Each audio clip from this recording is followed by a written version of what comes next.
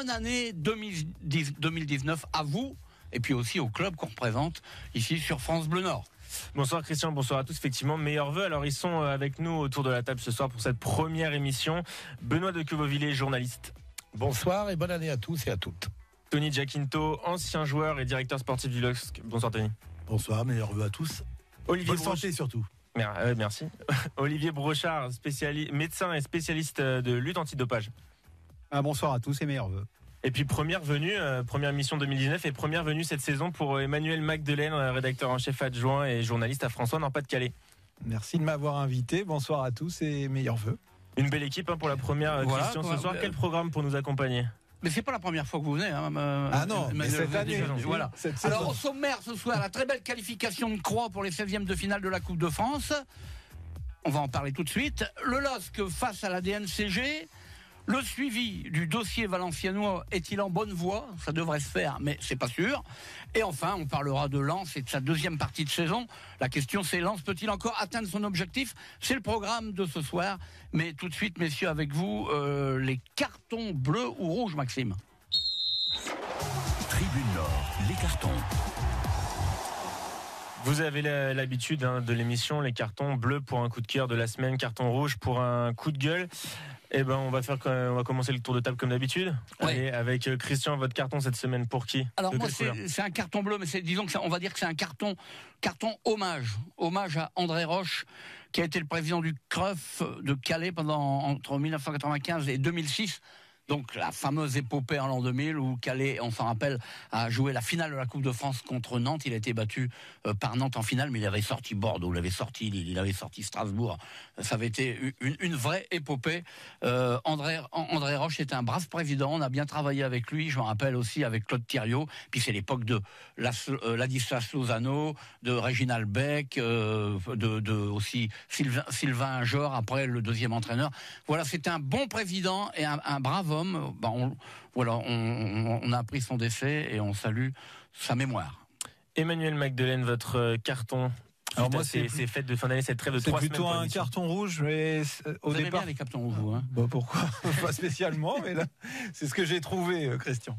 Ça concerne le PSG, mais vous allez voir que ça concerne aussi finalement les clubs de la région sur cette interdiction des journalistes de l'équipe. Ça, c'est le genre de truc moi qui m'énerve vraiment, qui m'agace. D'autant que on a déjà vécu ça avec des clubs de la région, avec Lille. J'étais concerné, avec Lens, j'étais pas concerné, mais d'autres. Et moi, ce qui m'agace aussi, c'est le manque de solidarité en fait des journalistes. Alors là, il y a eu des choses, il y a eu des communiqués, il y en a eu un récemment du syndicat des journalistes sportifs, mais ça reste très timide. Et finalement, tout le monde se rend à la conférence de presse comme si de rien n'était. L'équipe est privée de conférences de presse pour des raisons complètement inadmissibles pour moi par rapport à la liberté d'informer. Et donc voilà, je pense que ça mérite un bon carton rouge pour pas que ça se développe. Très bonne idée, effectivement. Tony Giaquinto, votre carton. Moi, je suis obligé de mettre un carton rouge, moi. Hein. Allez-y, faut pas se priver. C'est la couleur qui me poursuivait. Moi, je donnerais un carton rouge à ces pseudo-professionnels. C'est-à-dire ? Quand je vois le nombre d'équipes professionnelles de première div être éliminées par des, entre guillemets, respectueux mais petits amateurs, je me dis qu'ils bafouent et ils méritent pas tout ce qu'on leur donne à côté, leur salaire, leurs conditions d'entraînement. Donc c'est plus une critique des clubs professionnels plutôt que des dénigrer les clubs amateurs. Écœuré de voir Viry. J'ai connu Viry-Châtillon par Lozano jouait là à l'époque, j'ai connu la 10. Ils étaient en 3e division. Maintenant ils sont en DH. Ils vont battre une équipe de première div. 3-0 Sagassien contre Nîmes. La Duchère contre Nîmes, ouais. Et Saint-Noël-Sagracien qui bat Montpellier 1-0. 1-0 à la 92e minute. Exactement. Traditionnel. Andrézieux qui bat Bar, mais c'est lamentable. Mais c'est des fautes professionnelles pourtant, et indignes d'un statut. C'est comme si que moi je monte sur un vélo, que je vais battre aussi au sprint Christian Palka. Ça risque pas. Voilà. On en parle. Voilà. On prolongera, si on a un peu le temps, on prolongera notamment le sort de notre ami Rudy Garcia. Que va-t-il devenir de Rudy à Marseille ? Olivier Brochard, votre carton ? Alors moi, il est récurrent après chaque tour de Coupe de France, des 32e, 16e. voire 8e tour. C'est effectivement cette non-lisibilité entre les écarts des clubs de Ligue 1 qui éliminent des R1, des National 3. On n'arrive pas à voir le nombre de divisions d'écart parce que la Ligue, la Fédération ne se sont pas mis d'accord et ils auraient pu le faire. Hein. Vous l'avez déjà fait, ça ? Mais à chaque fois je le ferai, Monsieur Palka. Ah, Oui, à chaque fois je le ferai après la Coupe de France parce que à un moment, qu'est-ce qui empêche de pouvoir à un moment dire la Ligue 1, la Ligue 2 jusqu'à la 16e Ligue ? Qu'est-ce qui empêche de faire ça en France ? Voilà. Là, la grand-mère comprendrait que son petit-fils a éliminé un club de Ligue 1 et qui avait 6 divisions d'écart hier. Voilà. On comprend plus rien. Mais non, justement, Non, c'est c'est bien vrai. pour ça. Voilà. Benoît de Covoville, votre carton. Oui, moi c'est un carton rouge pour le président de l'USBB, l'US Billy Berclos, qui est un petit club du Pas-de-Calais. Alors pourquoi un carton rouge ? Je vais vous passer les détails. L'histoire dure depuis 2 ans. Il y a une rivalité interne dans le club entre des anciens dirigeants, des anciens joueurs, des joueurs partis, des revenus, etc. Toujours est-il que ça aboutit en fin d'année dernière à ce que lors d'un match, il n'y ait pas suffisamment de joueurs vétérans pour aligner sur la feuille de match. Donc le match, Billy Berclos aurait dû déclarer forfait, sauf qu'on s'est arrangé avec l'adversaire, Montigny, on s'est arrangé avec l'arbitre, on a fait une fausse feuille de match. On a fait une fausse feuille de match d'un match qui n'a jamais existé. Alors tout le monde a déclaré auditionné par le district, mais bien sûr que si le match a eu lieu, sauf qu'il y a un joueur qui était censé être là, qu'on a retrouvé sur un autre match à Vimy. Bon bref, tout ça est une embrouille incroyable. Tout ça parce que le président a décidé qu'il gérerait son club comme il voulait et que des gens n'étaient pas les bienvenus dans son club, alors qu'il y a des anciens joueurs du club illustres depuis des années. Monsieur Patrick Laurent, un peu de raison gardée, acceptez tout le monde dans votre club. Le foot, c'est l'amitié, c'est la convivialité, et comme ça vous évitera de faire des fausses déclarations de match. L'arbitre risque quand même 4 mois de suspension, et on va voir, le district a du mal à prendre sa décision, mais il va se passer des choses sur ce match qui n'a jamais eu lieu. J'appelle ça des arrangements entre amis. Voilà. Bon, je vais faire un carton rapide puisque Benoît Descoville m'a pris quasiment tout mon temps d'antenne. C'est récurrent. C'était pour faire juste un carton bleu aux supporters du Nord-Pas-de-Calais en général, parce que ce soit à Gravelines, à Croix, à Reims et à Amiens, pour les supporters lensois et valenciennois qui se sont déplacés. On les a énormément entendus. Ils ont mis beaucoup d'ambiance, notamment les supporters valenciennois et lensois, dans des stades qui étaient totalement clairsemés à Amiens et à Reims. Et malgré la défaite, ils ont à chaque fois chanté et encouragé dans leur équipe. Et donc je voulais donner. Ouais, mais il y a des vous avez raison. Non, mais Maxime, vous avez raison. J'étais à Reims hier. Il y avait 8000 spectateurs. C'est un club de Ligue 1. Il y avait 1500 lensois. Et on entendait les corons, etc. Je profite juste pour faire un petit rappel, chers internautes. On change pas les bonnes habitudes vis-à-vis de 2018. Vous avez déjà commencé à nous donner vos questions sur le Facebook de France 3 Nord-Pas-de-Calais, de France Bleu Nord. Voilà, pas de carton pour Franck Ribéry, nous dit Zacharia. Vous verrez, on parlera un peu plus tard dans l'émission de Franck Ribéry. Tribune, LOSC, Christian Palka, Maxime Lichtenvoet. Allez, la première thématique, naturellement, c'est Lille. Mais avant Lille, on va quand même s'attarder un tout petit instant sur Croix. Pour l'instant, c'est le seul club qualifié pour le prochain tour. Lille, dans notre esprit est qualifié, mais c'est pas. Non. Dans mon esprit, il est qualifié quand même. De vrai. Marseille aussi. Oui. Mais dans Lille, il est qualifié. Mais pour l'instant, c'est Croix. Alors Croix, je lisais chez nos amis de la Voix des Sports, c'est la 3e fois en 5 ans qu'ils vont en 16e de finale. Ce qui veut dire 6 éditions. Combien 6 éditions. Ouais, sur les 6 dernières éditions. Ouais, 6 éditions. Alors, ce qui veut dire que c'est pas un hasard. Voilà. Ce qui veut dire qu'ils ont un savoir-faire. Le président, l'entraîneur, les dirigeants et les joueurs, parce que il y a 6 ans, c'est plus les mêmes joueurs, quoi. Mais il y a une continuité. Il y a des cycles, en fait. C'est des cycles dans la Coupe de France.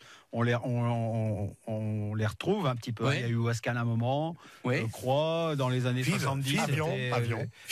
Il y a eu Saint-Omer, il y a eu Hasbro. Voilà. 16e de finale, c'est déjà un peu plus dur. C'est déjà. Vous êtes dans les 16e, vous êtes dans les 16e de finale, vous êtes dans les 32e meilleure équipe française. Ouais, exactement. On multiplie par 2. Moi, excusez-moi d'avoir l'esprit un peu chagrin, messieurs, mais ça me pose quand même une question. Quel est l'avenir de ce club de Croix ? C'est bien d'exister en Coupe de France. Compliqué. Oui, mais ils vont monter en national. on a l'exemple de Wascal. Le Wascal a été au plus haut niveau pendant des années. L'exemple de Calais. Et tout ça finit toujours dans des fiascos innommables, avec des gouffres financiers. Ils se sont qualifiés, c'est pas de leur faute. Certes, mais Mais super, bravo Croix, continuez comme ça, faites rêver vos spectateurs et vos joueurs. Oui, mais j'essaie d'ouvrir un tout petit peu le débat au-delà de bravo, pour aller vers quoi? Pour aller vers un jour une présence en national, en Ligue 2, je ne sais pas. Le foot coûte énormément d'argent. C'est la métropole lilloise, il y a un grand LOSC à côté. Voilà, la finalité va où? Gardez votre salive pour la semaine prochaine, parce que Patrice Vénance, le président, on lui demandera, bien sûr. Sera ici. Et tant mieux, bravo Croix, bravo. Il y a 7 ans, avec mon petit club de Mansacé, on jouait contre l'Iris Club de Croix, l'équipe première.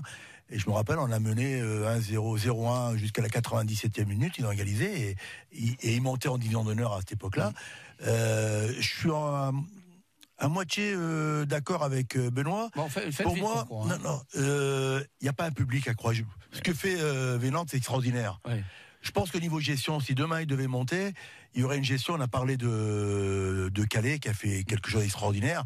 Sauf que le niveau gestion, c'était catastrophique. Oui. Ils avaient oublié de payer leur SAF par rapport aux primes. Et ça a été le début. Patrick Vénant, il va savoir gérer. Par contre, au niveau impact à Roubaix, à Tourcoing, il y a un public. À Croix, non. Donc, il y aura, à mon avis, quelque chose qui va s'étioler lorsque Patrice va arrêter. Mais c'est quelqu'un qui mérite d'être invité au studio. On rappelle, je ne vous ai pas demandé votre avis sur Croix, on rappelle quand même que Croix s'est fait connaître en organisant le tournoi qui était extraordinaire. Grand tournoi de la Pentecôte où il y a plein de champions qui se sont révélés. Donc Jacinto. Emmanuel de France 3. Croix. Oui. Bon, je suis du même amateur, vous. Ouais, mais je suis du même avis que Benoît. Il n'y a pas d'avenir pour un deuxième club métropolitain, et donc c'est vrai que c'est compliqué de se projeter vers quelque chose de grand, de beau. Voilà, avec Croix, quoi. C'est sympa ce qu'ils vivent, mais voilà, à la limite, si c'était Calais ou Boulogne ou un club comme ça qui fait un parcours, là on se dit il y a moyen de créer un gros club sur la Côte d'Opale, parce que là il y a un public, il y a un territoire, il y a des entreprises. À Croix, non. En attendant, c'est un club parfait pour les aventures de Est-ce que je peux dire un mot pour vous agacer en début d'année? Un mot, en fait, 20 secondes. En fait, le football à Croix, c'est un petit peu comme le VC Roubaix. Ça coûte beaucoup d'argent, ça fait plaisir à ceux qui participent, mais globalement, ça sert à rien. Voilà, merci. Merci Benoît Decoville pour cette intervention. Je vous laisse seul responsable de vos paroles. Allez, on passe à Lille. Lille qui joue ce soir. Lille qui joue ce soir, on espère que Lille va se qualifier. Lille 2e de Ligue 1 qui reçoit le 16e. On va parler très vite de ce match de ce soir. Normalement, il n'y a pas de problème. Sochaux 16e de Ligue 2, il y a des supporters sur le Facebook de France 3 Nord-Pas-de-Calais qui nous disent attention, Sochaux, c'est pas Andrézieux. Ça peut être un niveau au-dessus, donc à pas prendre le club de Sochaux à l'Isère. C'est un niveau au-dessus. Oui, ça peut être du même niveau qu'Andrézieux sur le terrain, mais attention, ça reste qu'un club professionnel. Et puis les Lillois sont sur 2 performances à domicile assez médiocres, un match nul obtenu grâce à un pénalty, un petit jeu en fin de match, et puis la défaite en fin de saison à domicile, la première défaite à la saison à domicile au Stade Pierre-Mauroy face à Toulouse. Donc attention côté lillois. Galtier veut mettre les titulaires, il va peut-être y avoir besoin des titulaires. Alors une non-qualification de Lille ce soir, ça veut dire battu, même si c'est au tir au but. Lille non qualifiée. Alors là, ça voudrait dire quelque chose, vraiment quelque chose. Ça veut dire que les mauvais résultats ou les résultats mitigés à Lille à domicile depuis quelques matchs, voilà. Mais moi, je n'y crois pas du tout. En plus, j'ai discuté avec mon collègue qui est dans nos murs depuis le début de l'après-midi, le milieu de l'après-midi. Il n'y a rien qui va à Sochaux, ils sont 16e. C'est compliqué. Il y a beaucoup d'absents. Ils ont un nouvel entraîneur, Omar Daf, que vous êtes c'est plus jeune que vous. Non, mais il a joué en sélection du Sénégal avec mon ami Bruno Metsu. Voilà, donc lui il reprend ça en main. Il y a peut-être un bon allant. Daf à Sochaux, c'est bien, hein. Daf, Peugeot, Sochaux, c'est pas mal ça. Oui, d'accord. Allez, donc on reparlera, on en reparlera tout à l'heure lors du palcapif de ce match de ce soir. Alors, donc, ce qui intéresse sur Lille, c'est le mercato. Le mercato et la DNCG. Avant le mercato, la DNCG. Parce que le mercato, je vous signale que c'est en fonction de la DNCG. Elle n'a pas rendu son verdict, la DNCG? Non, ça doit être ce soir ou demain. A priori. Alors attendez, mais sur le site de la LFP, là je regarde.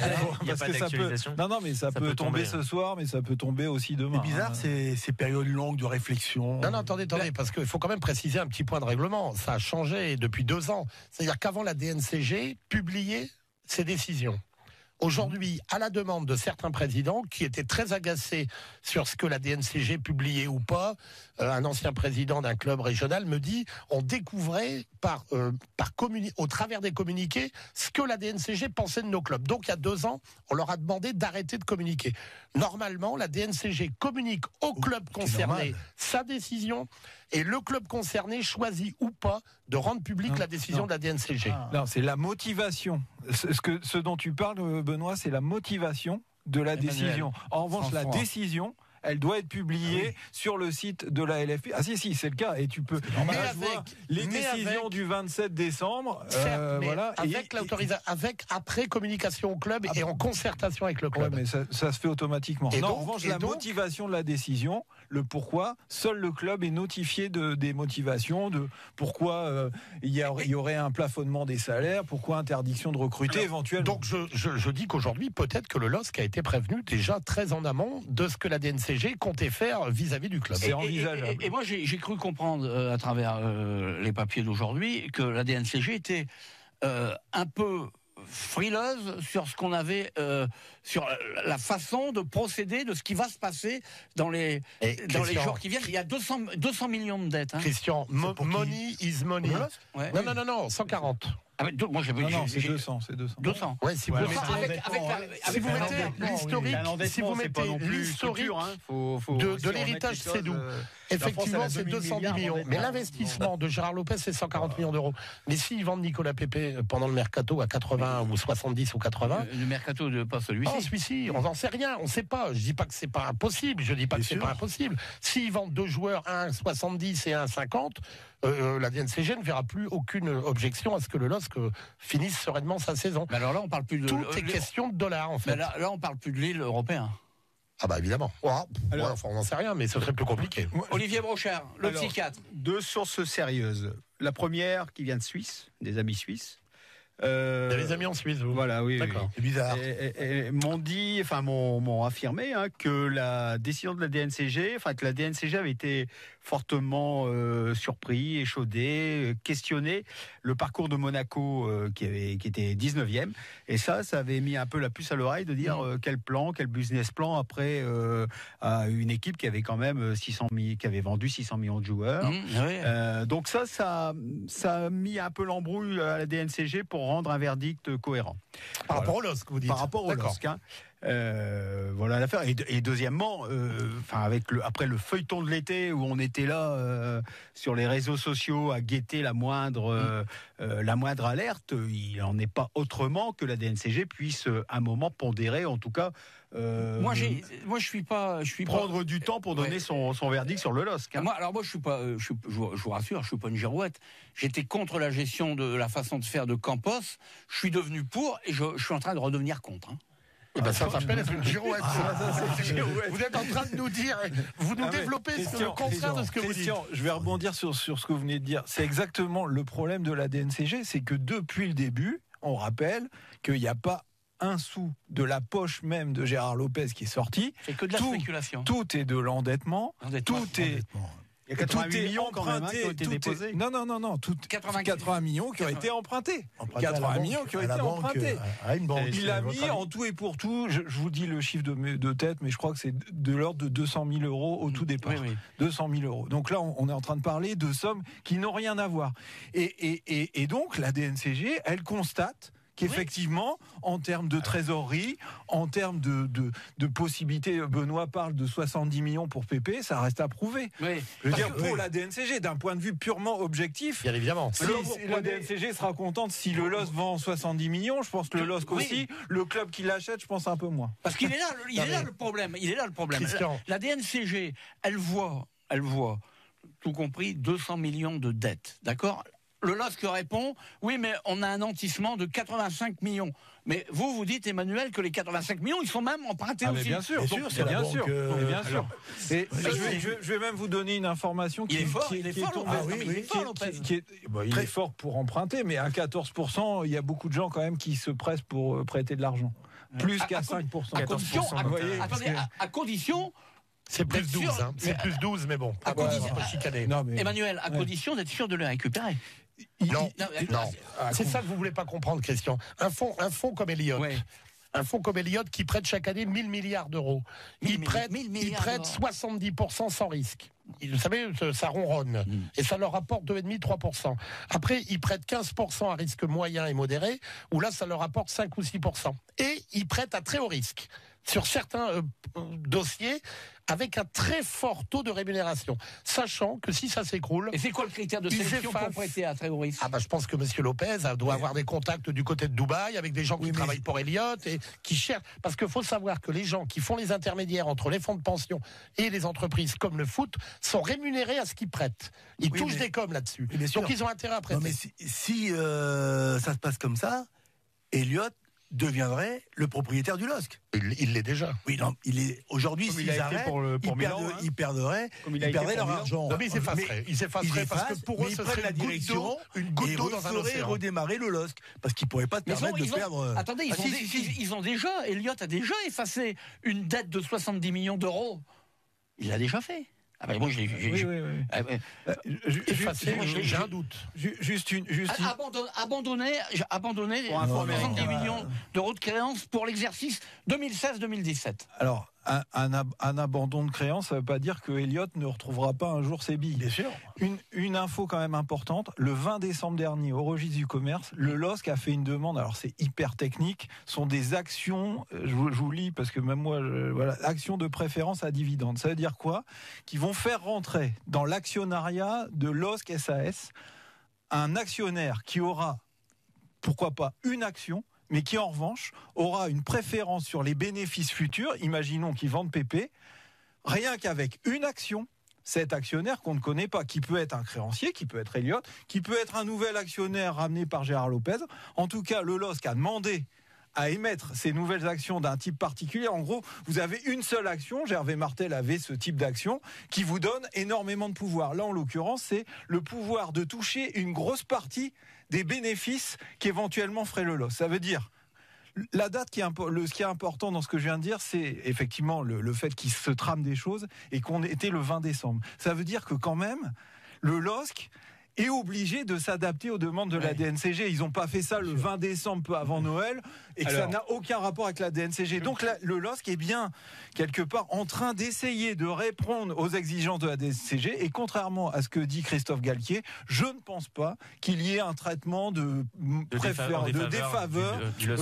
La DNCG n'en veut pas spécialement au LOSC. Elle est vigilante sur un modèle qui est unique dans le championnat de France. C'était Emmanuel Magdelaine de France 3, Olivier Brochard de la clinique. Moi, je vais prendre le pas inverse, c'est-à-dire que je pense aussi que la DNCG est maintenant obligée de s'adapter aux exigences du football professionnel français. Et ça leur a été demandé à un moment, car pour lutter dans la cour des grands, il faut effectivement emprunter. C'est un nouveau modèle économique par les traders, par les joueurs qui se font acheter, souvent dans le mur. Même, oui, mais en tout cas, c'est un nouveau modèle économique. Avec le modèle que vous expliquez, c'est un modèle de cour de récréation. Les crashs boursiers viennent comme ça. Hein. Oui, mais enfin, c'est des risques. Monsieur Gérard Lopez a fait sa fortune en revendant Skype, en ayant... Non, il n'a pas fait sa fortune en revendant Skype. On verra, on va affaire à suivre. C'était pas affaire à suivre, oui. Il a quand même pris 1,5 milliard. Affaire à suivre. Il n'a pas pris 1,5 milliard. Un tout petit mot par rapport à ce que disait Manu sur les déclarations de Galtier. Moi, je pense quand même que la DNCG, elle a un petit peu l'impression de voilà, je vais essayer de trouver une expression convenable. Et que Lopez les a un peu roulés dans la farine. À l'origine, quand il est arrivé.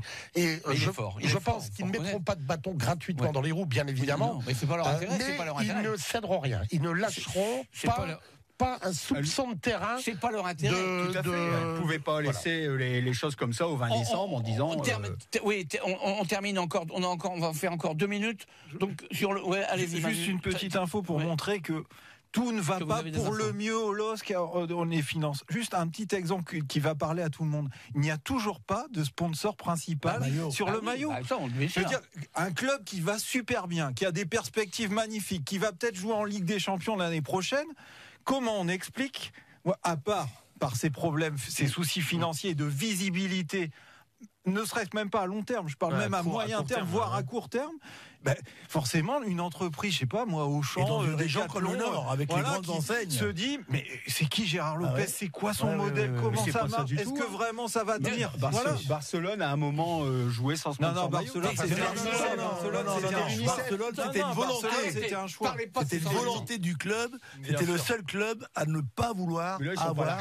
Et ils ont mis l'UNICEF, c'était gratuit. Et ils n'ont pas pu refuser Qatar Airways qui était venu avec un gros projet. Terminé. Et ils ont mis l'UNICEF dans le dos. Terminé. Mais le LOSC, c'est vrai. Terminé. Voilà. Le mercato, on n'a pas le temps d'en parler. Le mercato du LOSC, il bougera pas cette semaine. Oh. À voir. On en cette parlera semaine, la ça semaine fait un peu prochaine. pour bouger. On parlera lundi prochain. Voilà, il est 19h30.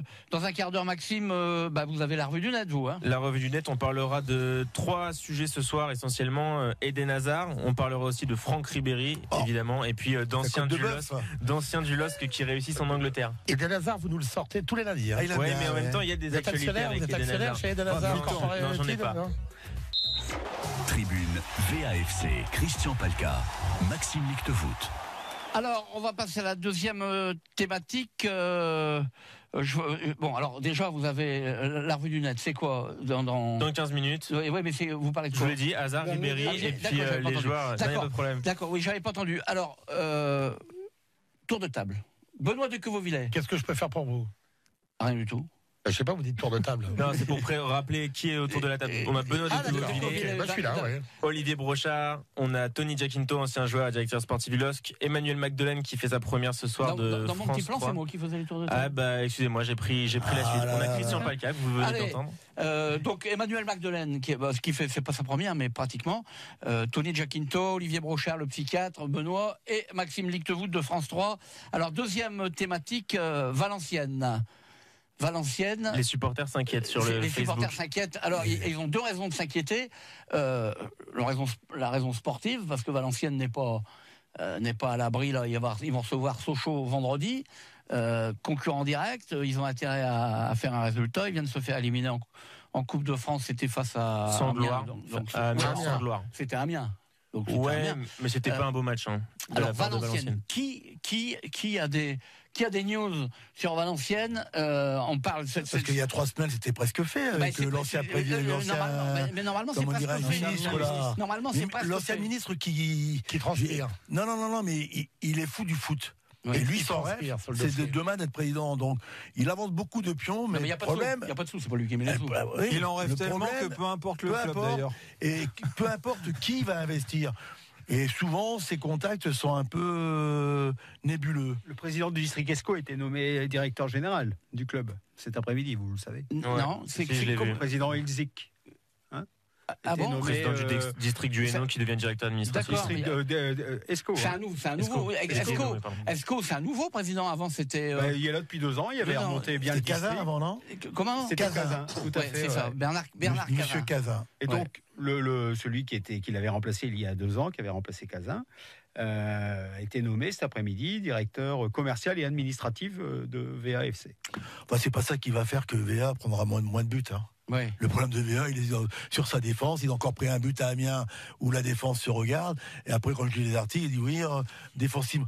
Tant qu'ils n'auront pas réglé ce problème défensif, ils risqueraient, ils vont risquer de descendre. Vous parlez de mercato justement, Tony. Il y a pas mal de supporters qui nous parlent mercato. Je pense notamment à Stéphane qui nous dit l'arrivée de Saliou 6. Est-ce que ça se fait vraiment ou pas? Benoît de Quevauvillers, c'est vous qui avez sorti l'info en premier. Vous confirmez? C'est fait, oui, c'est fait. Les supporters se demandent sur Facebook. Saliou 6 est à Valenciennes, prêté jusqu'à la fin de saison. Il n'arrivera que jeudi, car il a dû faire un petit passage au Sénégal pour des raisons personnelles. Il jouait où avant? Mais il était à Angers, placardisé. Il était à Valenciennes.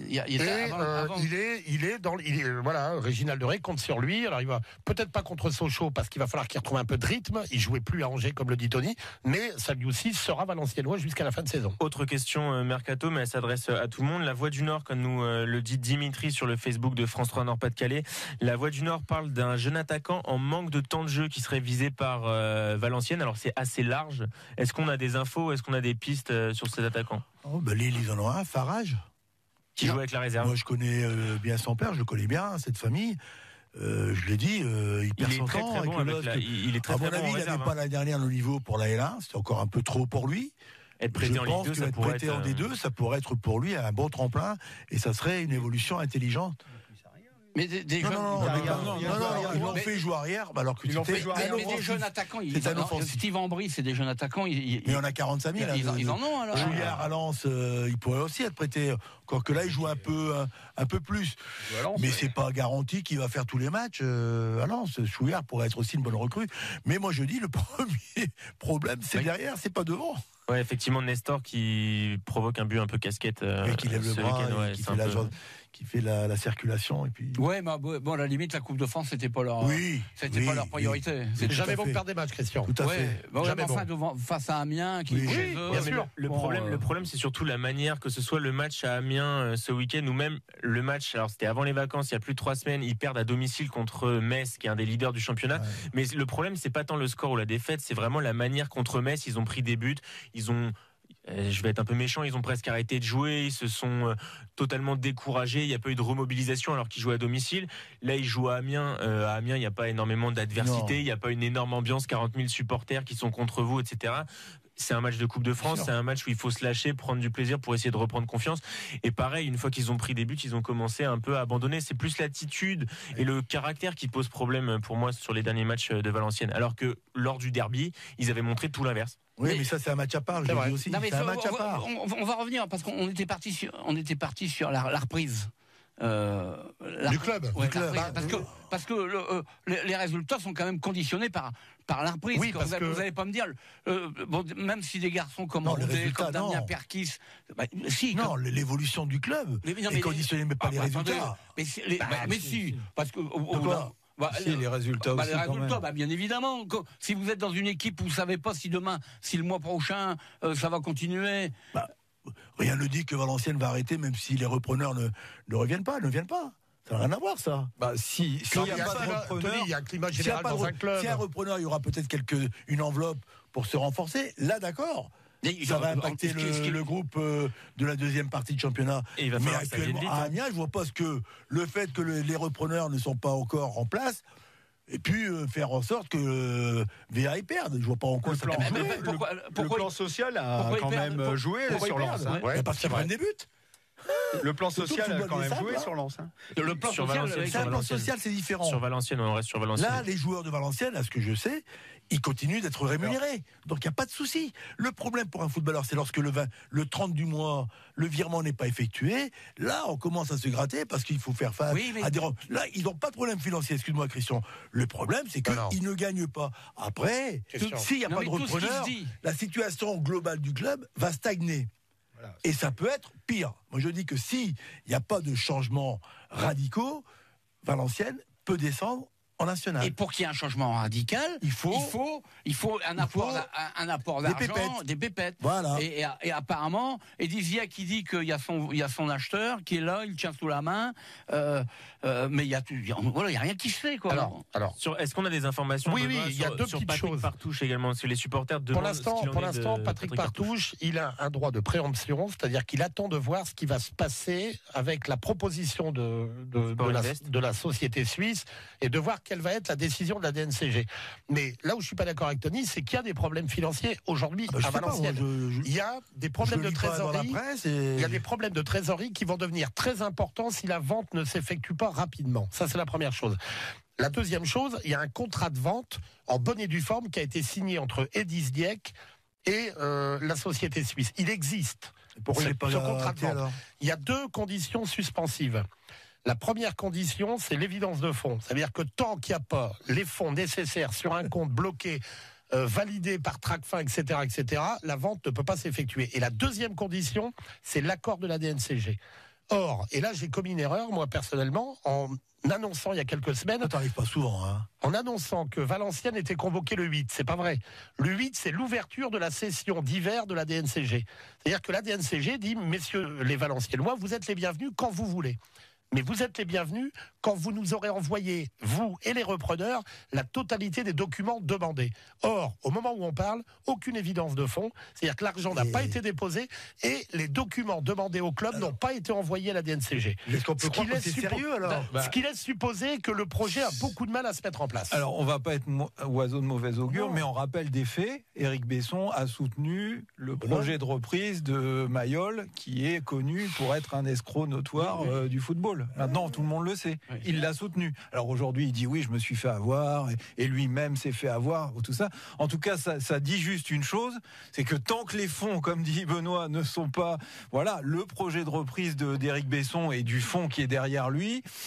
On est en 2018, les virements s'effectuent en 2 jours, en 2019, pardon. Oui, mais attendez, les virements s'effectuent en... Tony, oui, mais d'Iban, on peut le régler. Tony, moi, ça me paraît... Attendez, selon nos confrères de la Voix du Nord, les 3 millions sont prêts, que Eddy Viex est prêt à mettre, ils sont prêts à partir. C'est quoi les 3 millions? C'est quoi les 3 millions? Moi j'ai vu ça chez nos confrères de la Voix du Nord. Le projet de reprise, c'est 6 millions. Oui, mais c'est la moitié. Moi je vous dis, Christian, non mais c'est pas Eddy Viex qui met l'argent, lui il vend. Je vous dis que pour le moment, au moment où on parle, il y a 0 euro d'évidence de fonds. 0. Pas 1 euro, 2 euros, il n'y a rien. Voilà. Pas un centime n'a été déposé pour amener la certitude à la DNCG que le projet est bien engagé. Donc la DNCG attend, sachant que le protocole de vente entre Monsieur Zliek et la société suisse est valable jusqu'au 31 janvier. Donc ils peuvent très bien le faire le 30 janvier à 23h. Et ça veut dire donc aussi... on peut encore attendre un certain temps. Derrière ce que dit Benoît en filigrane, ça veut dire que sans doute Partouche n'a pas dit son dernier mot dans cette affaire. Bien évidemment. Voilà. Mais Manu, demain c'est un bras de fer entre Partouche non, Partouche pour l'instant il est en stand-by, mais Partouche il veut pas vendre ses actions. Partouche il a 20%. Lui il dit moi je vendrai pas. Mais il veut savoir avec qui il va être associé. Est-ce qu'il va être associé toujours avec Monsieur Zliek? Est-ce qu'il va être associé avec des Suisses? Est-ce qu'il va être associé avec un autre projet de reprise? Donc il bloque. Il bloque. Non, il bloque pas. Lui il a dit moi je vendrai pas. Mais les nouveaux c'est bloqué. Non, parce que les nouveaux acquéreurs ne veulent que 65% du capital. Donc ils peuvent très bien prendre le club sans Patrick Partouche et garder Patrick Partouche comme associé. Mais n'oubliez pas une chose, c'est qu'en finalité, du bout, même si l'offre est claire, nette, précise, avec l'accord de la DNCG, avec l'évidence de fonds, etc., Patrick Partouche conserve un droit de préemption. Ça veut dire qu'au bout du bout, il peut faire capoter la vente en disant finalement, moi je m'aligne sur la proposition qui a été faite à Monsieur Zliek et je rachète le club. Et j'invite aussi les supporters du VAFC à s'intéresser à une personne qui est dans le projet de reprise de Monsieur Besson, qui s'appelle Monsieur Tavares. Et si vous aimez le projet Campos du LOSC, vous aimerez le projet Tavares. C'est-à-dire que c'est la même chose. C'est un intermédiaire qui n'est pas agent officiel, mais qui touche quand même de l'argent sur des ventes. D'ailleurs, il a touché de l'argent sur la vente d'un excellent joueur lillois il y a quelques années. Sans être agent officiel. Il fait toucher sa commission par un autre agent qui ensuite lui rétrocède. Et donc, ça veut dire qu'une nouvelle fois, comme à Amiens, on va avoir le fameux problème des conflits d'intérêts, c'est-à-dire est-ce qu'on peut être directeur sportif et en même temps avoir une société d'investissement de joueurs? Est-ce qu'on peut être pseudo-agent de joueurs et directeur sportif? Ça veut dire aussi que derrière, il y a peut-être un projet de trading joueurs, exactement comme au LOSC, qui va reposer sur les mêmes piliers. Et ce sont des piliers qui sont parfois de sable. C'est des footballs modernes, mais c'est pas un football de garantie pour les clubs. Messieurs, on va arrêter là. Christian, dans 10 minutes, un quart d'heure, ce sera le palcapif. Sur quel match va-t-on pronostiquer cette semaine? On va sur le match de ce soir. Ouais. Alors, les autres. Mais comme c'est tellement facile. Alors attendez. On va rire la semaine prochaine. Alors avec une petite difficulté, le score, qualification et le score. D'accord? Seulement le match du LOSC, ça marche. Tribune Nord, c'est aussi en vidéo sur les Facebook de France Bleu Nord et de France 3 Nord-Pas-de-Calais. Alors il est 19h42, on a un peu de retard et Maxime, c'est l'heure vraiment de la revue du net. Ouais, on va faire un peu plus court du coup vu qu'on a un petit peu en retard et même si vous trouvez que Benoît de Quevauvillers qu'on parle un peu trop souvent d'Eden Hazard, on va en parler quand même. Trop souvent, j'ai dit vous en parlez souvent. Et en même temps, c'est pas de ma faute. Aujourd'hui, il y a émission et c'est le jour de son anniversaire. Eden Hazard qui fête ses 28 ans et qui forcément c'était l'occasion pour tous les fans lillois notamment et le club du LOSC sur les réseaux sociaux de se remémorer ses plus beaux buts. Il y avait notamment une frappe que j'avais un peu oubliée. Pied gauche à Marseille. Voilà, exceptionnel. Tony Giacinto lit dans mes pensées la frappe du gauche d'une trentaine de mètres qui lobe Steve Mandanda. J'ai toujours rêvé d'embarquer un comme ça. Eden Hazard à Lille, 2 fois élu meilleur joueur de Ligue 1, auteur du doublé en 2011, Coupe de France championnat, meilleur passeur en 2012, 36 buts pour un joueur qui était offensif mais pas attaquant, 36 buts en 147 matchs. Il y en avait un qui était pas mal à Saint-Etienne aussi, contre Saint-Etienne, où il fait 2-3 crochets dans la surface et il met extérieur. Ah, celui-là était pas mal non plus. Il y en a un qui l'a raté, qu'il aurait bien aimé mettre, c'est avec les Belges, en demi-finale de Coupe du Monde. Celui qui est la frappe qui est d'entrée de surface, qui est dégagée par Varane du bout de la tête. Exactement. À 0-0, je pense que celui-là, il aurait bien aimé le mettre. Deuxième et dernière information de cette revue des réseaux sociaux. Vous en avez sûrement entendu parler cette semaine. La polémique typiquement réseau social avec la côte de bœuf mangée par Franck Ribéry. On va expliquer rapidement aux auditeurs éventuellement qui n'ont pas suivi. Donc Franck Ribéry, joueur du Bayern Munich, était en vacances tranquillement, probablement invité par un restaurateur turc très connu. Il a mangé une pièce de viande nappée d'or, je ne sais pas comment on peut dire, voilà, on va dire ça, nappée d'or, recouverte d'une pellicule d'or, pour 300 € et non pas 1200 comme ça a été annoncé dans un premier temps. Voilà, 1200 dinars qataris. Ça a créé une vive polémique avec à l'origine la journaliste Audrey Pulvar qui a critiqué sa façon de dépenser son argent, lui disant qu'il y avait des causes bien plus nobles, etc. Ribéry a répondu sur son compte Twitter, 3e étape, dans des termes assez véhéments qu'on va pas répéter. 4e étape, il a été mis à l'amende par son club, le Bayern Munich, qui l'a annoncé. Messieurs, votre avis sur cette polémique? Est-ce qu'on s'en fiche totalement? Est-ce qu'on n'en parle pas? Ou est-ce qu'il n'y a pas une tendance un peu trop ennuyante, pour pas dire plus, à toujours critiquer l'attitude des joueurs de foot? Écoutez, moi personnellement, je préfère la côte à l'os avec un beurre d'hôtel que couverte d'or, mais ça c'est question de goût. On ne sait pas si c'est bon. Avec du gros sel, Et je ne sais pas utiliser Twitter. Donc très honnêtement, je ne vois pas qu'est-ce qu'on peut dire de ça. Je pense que Franck Ribéry fait ce qu'il veut de son argent, tant soit peu qu'il le gagne honnêtement. Et je pense qu'il le gagne honnêtement parce qu'il a un contrat en bonne et due forme avec le Bayern de Munich. Et je termine juste. Et s'il paye ses impôts, parce que ça c'est quand même le minimum pour tout contribuable. Olivier Brochard, votre avis? Dans toute crise, il faut aller chercher la toxicité. Il me semble que celle qui a mis un peu la poudre dans cette affaire, c'est Audrey Pulvar. Ouais, exactement. C'est bien elle qui avait aussi des lunettes aussi à des prix qui étaient aussi au-dessus des moyennes. Donc voilà, la toxicité, elle vient de qui vous savez. Ça marche.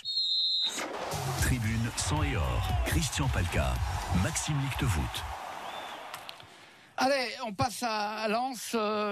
Lens et sa deuxième partie de saison. Est-ce que Lens peut toujours espérer jouer pas, c'est pas le podium, c'est les 2 premières places. La montée directe. La montée directe. Et avant ça, on va dire simplement un mot sur l'élimination de Lens hier à Reims.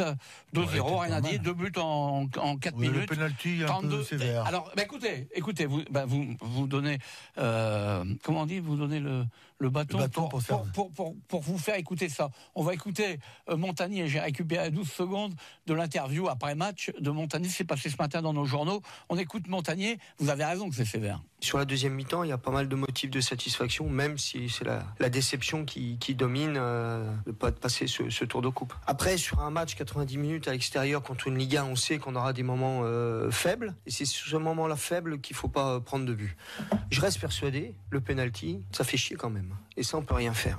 Le penalty, ça fait chier quand même, voilà. Au moins c'est clair. À la télé, il n'y a pas pénal. Non, mais même mon collègue Alexandre Dabran, qui commente Reims, qui est chauvin comme c'est pas possible, comme moi je le suis pour les clubs que je suis, il me dit il n'y a pas péno. Oui, mais juste avant le premier but rémois, il y a 2 grosses occasions rémoises quand même. Ils ont eu une énorme.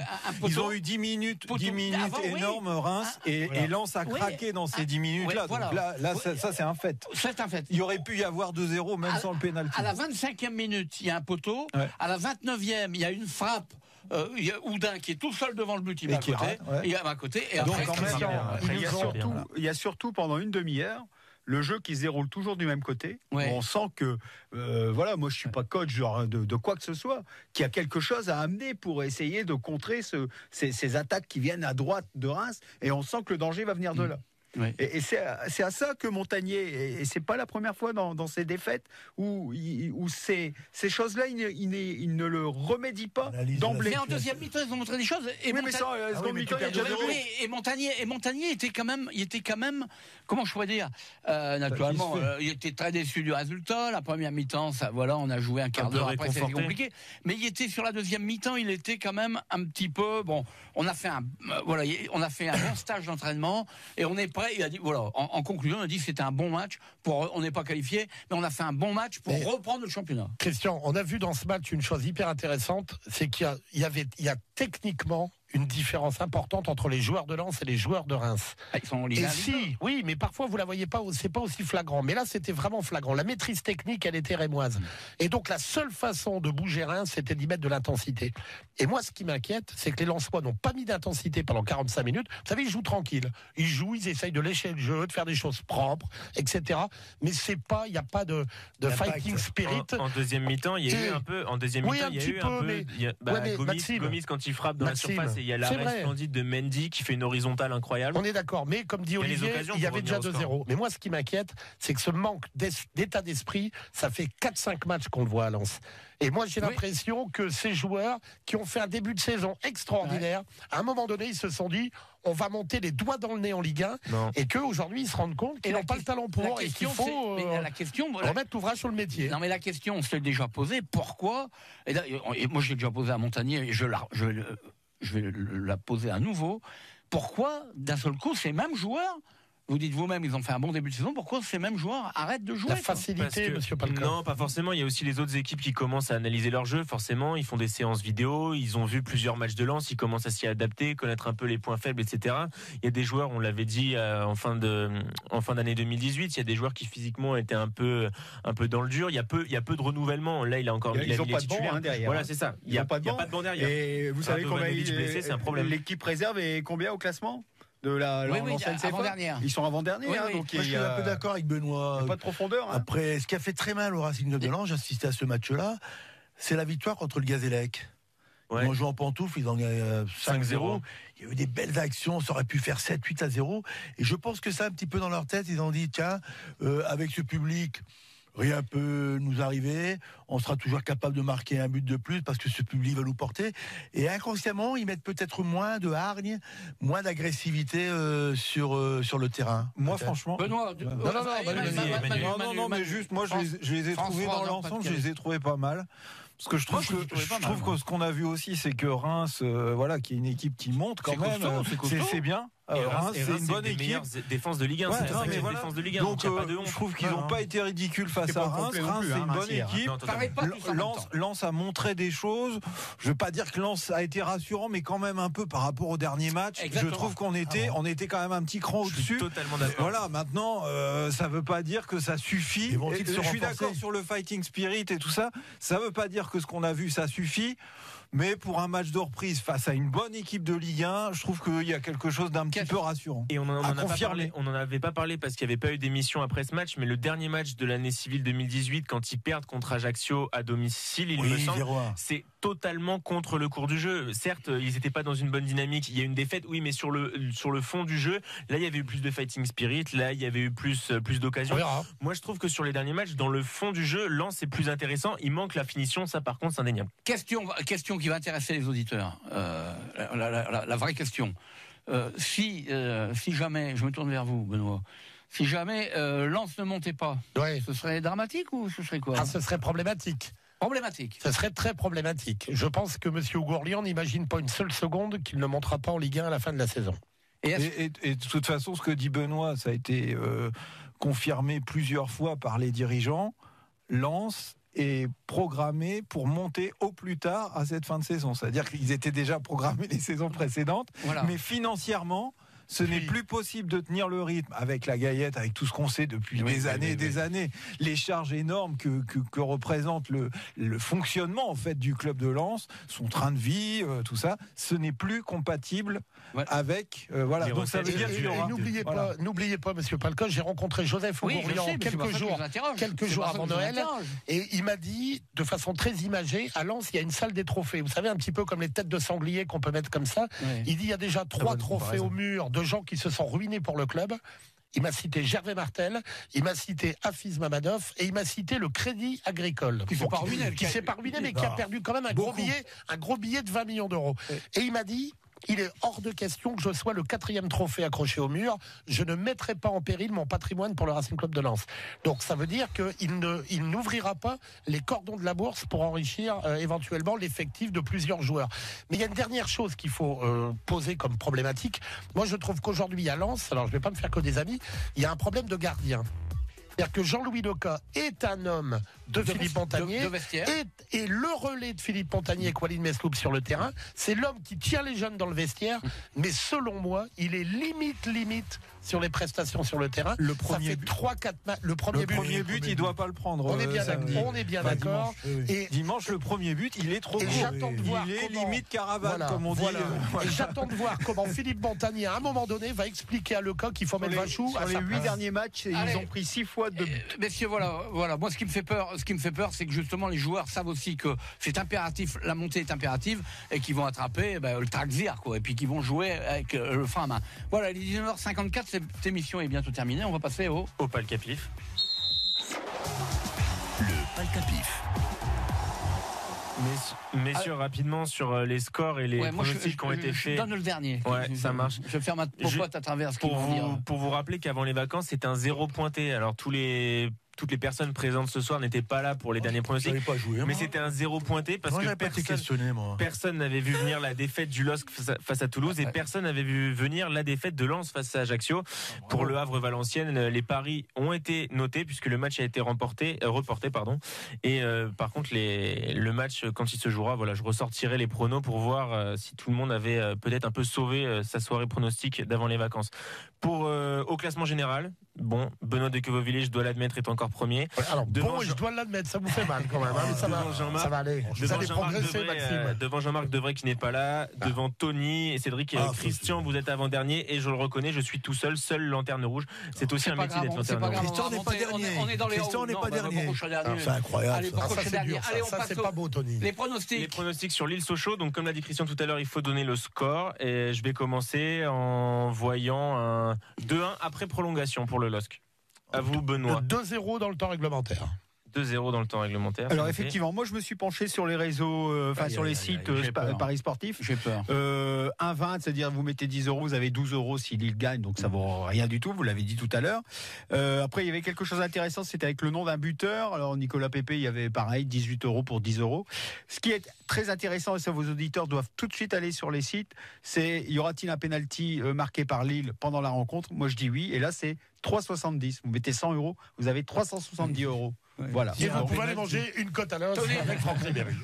Mais attendez, parce qu'Olivier Brochard n'a pas donné son score. Alors, moi, je dis 3-0. Un psychiatre mélange toujours les choses. 3-1 pour Lille. Incroyable.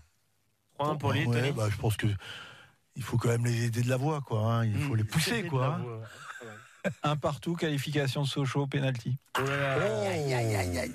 Alors depuis, si jamais Lille ne passe pas, la réception. Si jamais Lille ne passe pas, ça serait seulement la 4e fois sur 50 éditions de la Coupe de France qui aurait qu'un seul représentant nordiste en 16e de finale. Et ce serait un club amateur. J'allais dire comme Manu, mais du coup je vais changer. Je vais faire 3-0 comme Olivier Brochard, parce que je me rappelle, Lille doit se venger. Je me rappelle qu'en 2013 avec Rudy Garcia, Lille menait 3-0 à la 78e minute. Donc 3-0 pour Lille. Benoît Mignon, il joue ce soir, ton copain? Je sais pas. C'est la première fois qu'il parle pas de Mignon. Mais arrêtez de le lancer là-dessus. Pourquoi vous me parlez, parce que ça donne un peu de piment, quoi. À noter que sur Facebook, les supporters valenciennois un peu chambards pas demandent... le maillot. Non, alors justement le maillot, il arrivera, vous inquiétez pas, mais le Père Noël effectivement nous l'a pas amené. Bloqué par les gilets jaunes. Ce que je voulais dire, c'est que les supporters valenciennois demandent aux joueurs lillois de fatiguer un peu les Sochaliens parce qu'il y a un match de la peur entre Sochaux et Valenciennes en fin de semaine. Merci Maxime Lictevoet de France 3.